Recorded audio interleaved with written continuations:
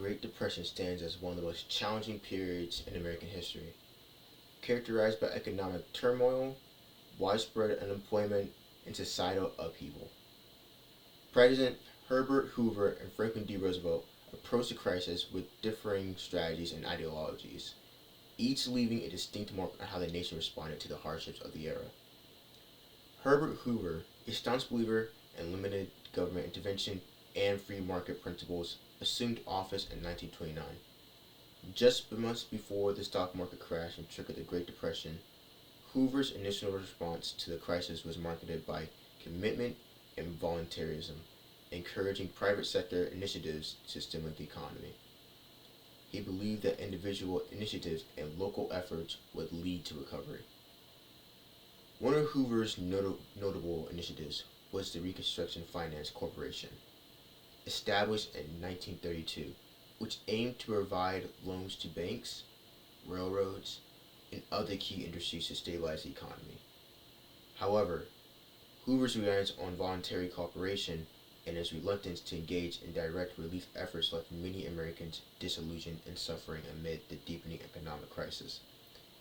The shanty towns that emerged during this presidency, mockingly referred to as Hoovervilles, became symbols of his administration's perceived failure to address the plight of the people. In contrast, Franklin D. Roosevelt, elected in 1932, embarked on a far more proactive and interventionist approach to combating the Great Depression. Roosevelt's New Deal initiatives represented a fundamental shift in the role of the federal government, aiming to provide relief, stimulate recovery, and implement long-term reforms to prevent future economic catastrophes. During his first 100 days in office, Roosevelt implemented a flurry of legislation and established numerous agencies to address various aspects of the crisis. The Civilization Conservation Corps provided jobs for unemployed young men and conservation projects, while the Works Progress Administration employed millions in public works projects to stimulate economic activity. The National Recovery Administration sought to regulate industry and stabilize prices, while the Agricultural Adjustment Administration aimed to address the agricultural crisis by reducing surpluses and raising prices.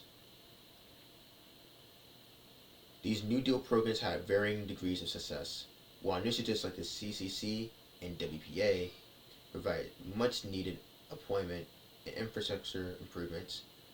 Others faced criticism for their complexity and limited effectiveness.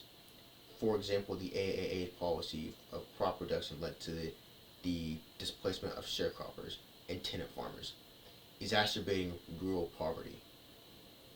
Despite the mixed results of New Deal programs, Roosevelt's administration enjoyed widespread public support, as evidenced by his landslide re-elections in 1936. However, the New Deal did face opposition from conservative critics who viewed it as government overreach and interference in private enterprise. The Great Depression itself stemmed from a combination of factors, including the stock market crash of 1929, unsustainable consumer debt, overproduction in key industries, and weaknesses in the banking system. The collapse of financial institutions and the subsequent contraction of credit further deepened the economic downturn, leading to widespread unemployment, poverty, and social unrest. Reflecting on recent times, one can draw parallels between the challenges faced during the Great Depression and the global financial crisis of 2008. Like the Great Depression, the 2008 crisis was characterized by widespread bank failures, housing market collapse, and soaring unemployment rates. The government's response to the crisis including massive stimulus packages and financial sector bailouts, mirrored the interventionist approach adopted by Roosevelt during the New Deal era. In conclusion, the efforts of Presidents Hoover and Roosevelt to combat the Great Depression exemplify contrasting approaches to economic crisis management. While Hoover's reliance on voluntarism and limited government intervention proved insufficient in addressing the magnitude of the crisis, Roosevelt's New Deal initiatives represented a bold departure from traditional laissez-faire policies, while the New Deal had its shortcomings. It laid the groundwork for the modern welfare state and reshaped the relationship between government and economy in America.